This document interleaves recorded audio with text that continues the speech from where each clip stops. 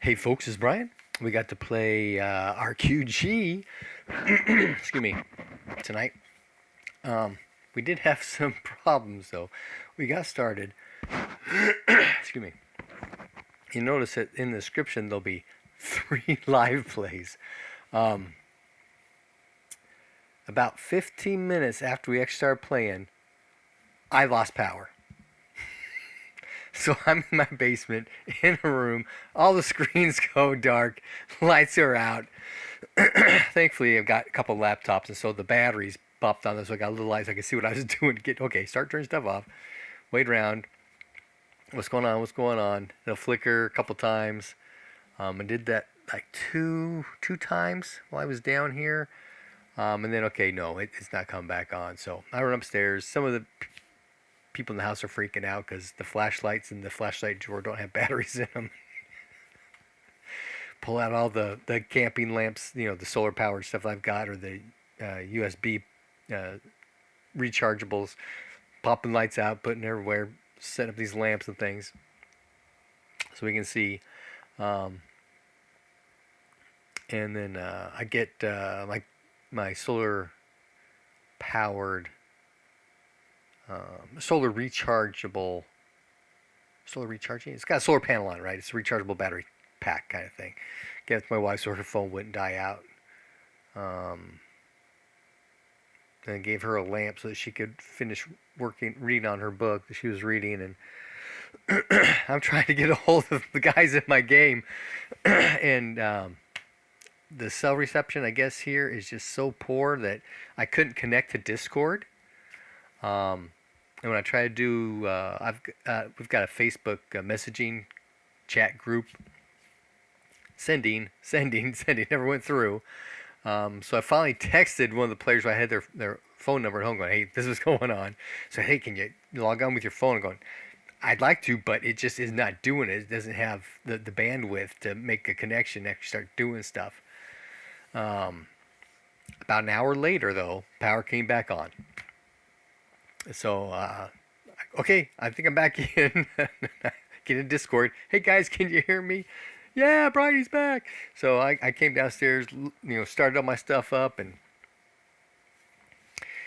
so that first 15 minutes is live plays are instruction in the description, right? So the part 1 is that first 15 minutes when we first started to play. I'm actually not sure what part 2 is. Because a screen capture for that is the RQG book when I was looking up rules, because we did some grappling, and I really am frustrated with the grappling rules. And of course, all the players are looking at the grappling rules too, and there's only 2 things you can do. You can immobilize, or you can attempt to throw. So, and Arista is possessed by this ghost where they want to immobilize her and then tie her up and get this ghost out kind of thing, right? So one of my players uses a lot of BRP, and so has read through a whole lot more than I have. But excuse me, I put up my BRP and I'm looking at it because it's got a graphical effects table, which I have to admit I really liked. For example, if you grapple the head, you can choke them out. Now, I don't really like the rule. They con ×1, you start taking damage to the chest, and it says to see asphyxiation. And the asphyxiation in the blue book, con ×5, con ×4, 3, 2, 1. And again, they did if you take damage. Now, I almost drowned once, so I know breathing in water will damage your lungs. It hurts, yeah. So I can understand taking damage, but they're not trying to kill her and reduce her chest to 0, right? They're just trying to choke her out. And in the Marine Corps, one of the things they teach you are blood chokes, where you cut off the oxygen flow to the brain, right, and just pass out. Even if you hold off, choke off their actual throat, breathing, not able to get air through or enough air through, they're going to eventually pass out as well. You don't really kill people by choking them. Now, there are things you can do to kill people while you're choking them, but that's not the intent of what we're trying to do here in the game, right? And so I was thinking, okay, make these con rolls 5, 4, 3, 2, 1, and once you miss, you go unconscious. No problem, easy, right? Um, and that only happened because Jarstakos did a grapple from the rear, and I rolled through the location and gave him a 20 to the head. Okay, well, let's do this chokeout thing, kind of experiment with the rules kind of thing. But everybody kept going back to the blue book because that's what they're reading, that's what they know, and they kind of understand. And I'm trying to introduce, so, well, there's more we can actually do here, right? So there's a lot of discussion on grappling and the grappling rules and effects and stuff like that. So eventually, though, Juchi came down, grapples gets one arm, Miriam grapples gets the other arm. Oh, excuse me. Daven tries to grapple a rest or two because I'm thinking in my head, I tried to, later on I did discuss, hey, this is what I'm seeing you guys trying to do. Is that in fact what we're trying to do? Dog pipe on her, get her down, immobilize her and tie her up, right? And Daven went to grapple from the front. So if they got two of them on her, they can not tag team, they can gang up on her, right? Add their strengths together against her strength and that kind of deal for trying to immobilize her. But he's diving for her. She made her parry. Mac, it was a special parry. So she did crushing damage with her shield. And since it's kind of a grapple kind of thing, it could be almost anywhere. It's not like she's blocking a specific attack like the arm or the sword or whatever, right? So, little roll random location, 19 the head. Did 13 points of damage. He's got a 3-point helm. He's got 5 points of the head, so he's at -5 in the head. Down he goes. He's going to die in 5 minutes if not healed. Should probably incorporate some kind of bleeding rules into that somewhere. But anyway, so he goes down. Irvana comes running over, does heal wounds, 10 points into him. Actually, 6 points into him to bring him to +1. And then he gets up. And it's kind of confusing there because we're thinking ahead and talking back, and the second round really got convoluted. Because there's this thing where when someone's doing the choke on you, you can attempt strength for strength to break the hold. But that's done at the time the choke is initiated, right? And I forgot to do that, so I'm thinking, okay, your dex strike rank is 1, so on strike rank 1 she's going to attempt to break it because she's going to try to break the hold. But there's nothing in either book about breaking the hold except for in the effects table where it talks about that. Let's go. Oop, my bad, guys. Sorry. We'll fix it for the next round. So she's attempting to break the hold, and she breaks the hold. But everywhere it says, even if you break the hold, that the attacker still has a hold of the defender, right? Just because you break the hold doesn't mean that they lost grip on you. Every wrestling match I've been in, when you break a hold, you've broken the hold, right? So I'm kind of confused about this myself. And so another thing, yeah, I haven't wrestled since junior high school, but when you make your connection, it's part of an entire maneuver. Everything you're doing is to either get a dominant position or to put them on the mat, right? It's not grab the arm, next round, take them down, right? It's take the arm, take them down. So issues, sorry. But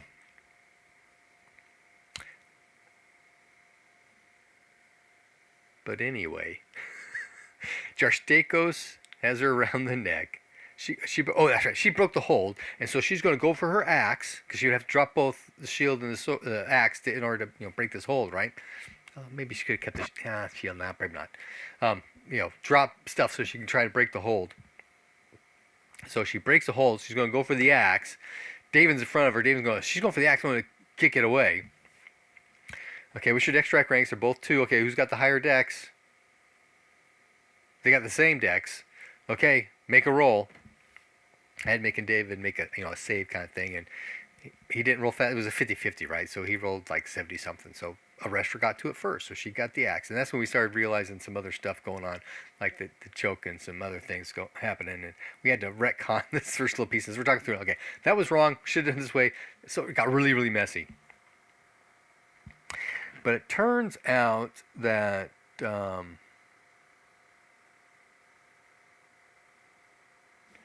choke would have been reinitiated on strike rank 2, and she did not break that. So she's continued trying to break the choke for the rest of this round. So she did not, in fact, go to reach for the axe, this kind of stuff. And so David can actually go ahead and kick the axe out of the way. By the time he can actually do a grapple on Arestra, Juchi and Miriam have both done grapples to the arms. Okay, both arms around the neck. Let's do a combined strength, immobilize attempt on Arestra. And so they are successful because it's like 9 and 13, so it's 20-something, 21? 22 against 15, which is 100%, right? So they made their roll. They've immobilized her. David then grabs some rope, and goes to tie her up. And I'm thinking 2 rounds of grapple attacks with the rope to tie up, tie up the legs, tie up the arms, that kind of thing. And maybe even a third round to tie them all together, maybe, or something like that, right? Because in 12 seconds, with an active combatant, you're not going to be able to tie them up, right? But anyway, so they do the immobilize, and then Davin is going to start doing the tie-up, and we get to the end of the round, and it's time for her to make the choke roll, which is con times 4 now, and she missed that one, so out she goes. They finish tie her up, and they start discussing, okay, what do we do next? And so they talk about, okay, we got to buff up the shaman. He's going to discorporate, and he's got to discorporate first, because discorporation takes an hour, even though he's got his ability, not the spell. Still, it's a ceremony. It's an hour-long ceremony. Which means any spirit magic spells you cast on him are off by the time he discorporates, right? So he discorporates. They cast the spirit magic. He's got Glamour 2. Glamour is a 2-point spell. That's Glamour 2. We have a Glamour 2. Glamour is a 2-point spell. So they cast Glamour on him, boosts his charisma up, increases damage, and all kinds of other stuff. Spirit combat damage. And they got Spirit Screen 5. The spirit magic version, so it's 5 points of armor, right? And then she commands the ghost to attack the ghost that they captured, that her fetch has control of, to attack the ghost of the chieftain, which is possessing Arestra, right? Spirit combat. Ghost attack ghost, and then discorporate shaman is going to attack ghost. And it only took a couple of rounds because obviously there's 2 of them fighting, even though the ghost of the chieftain was pretty tough. D6 plus 3. Did 3 points of damage to Miriam the first round, and then 2 the second round. Nothing, right? And then, but they did critical success. Yeah, critical success from the first ghost against the chieftain's ghost. And so that was like 2d6. It was like a whole bunch of damage anyway. So two rounds of spirit combat, and the chieftain ghost is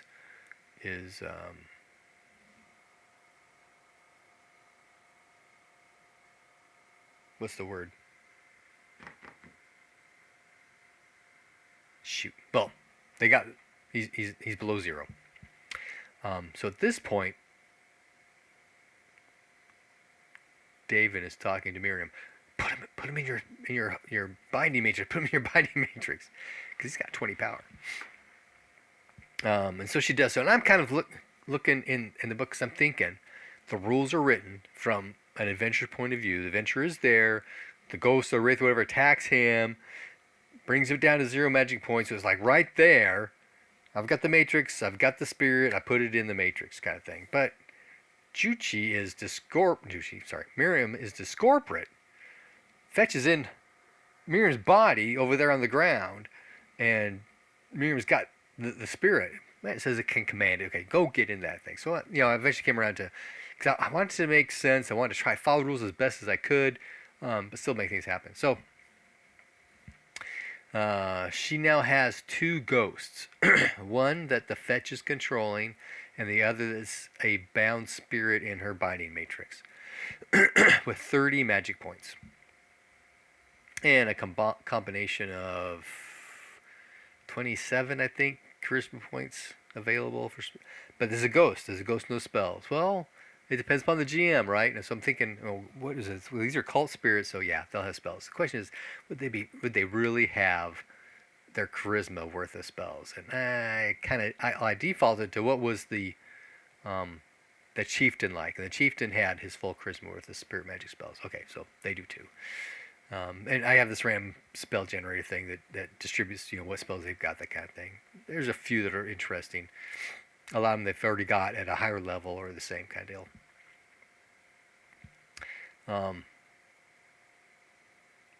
But Miriam now has 30 extra magic points and 27 extra charisma slots available. Not that she can access them. I don't think she can command this ghost to cast their spells, but she can't cast their spells. She should be able to tap into their magic points. I need to double check that. It would seem to me that you would, but I'm not sure. But we took care of all of that. There's a couple days where they're resting to get magic points back after the fight, and then after the whole spirit combat thing. So I start rolling, okay, random encounters. One's a patrol of Sundomers, and the other was, some Newtlings. The Newtlings are going to leave alone. They're going to be staying in the river, just go by. But the Templars have got an opportunity for some role play, so we held on to what we're going to do with that till later. Oh, we did go through there were 3 brew that had disease spirits, and so there were a number of players having multiple opportunities to contract diseases. So we did all those rolls. And it just turned out that Miriam and David picked up mild versions of the wasting disease from, brew number 4, I think it was, whatever it was. The one that everybody had fought on, right? And so I start worrying about, okay, we just lost a point of power, and we're going to lose one every week unless. So we start looking, okay, how can we deal with these diseases? Well, there's the treat disease spell. And the first thing I think of when you're talking about treat disease, I'm thinking like Pendragon Chirurgery, right? You spend the whole week doing your skill, and at the end of the week, you make your roll, and you double healing kind of thing, right? But it just says, if you successfully use the skill, you double the healing, or you double the saving throw, right? So instead of con times 5, it's con times 10 for these guys. Next week, when they need to make their roll. So yeah, do it now. Making potions and stuff like that. Okay, I can see that happening. And so when they have a chance to actually make the roll, they've had all this medicine in them, and they get the bonus. So she made her. No, she didn't. She fumbled her inspiration. That's what it was. So her harmony rune went down by 7 points, and she was discordant's not the right word, but it's similar to that, right? Opposite of she was not harmonious for 2 days. So this is all factored into the time flake. But they figure that if they're only losing one a week, and she was successful, by the way, with the cure disease, and so they're going to be able to make their roll next time. So they're not too worried about that. While we're out here, let's go ahead and just see if we can't find the dragons or the hidden tomb. There we go. The King's Tomb is what they're looking for. So we'll see how that goes. That'll be in 2 weeks. That'll be after Gen Con. So we'll see what happens. Happy gaming.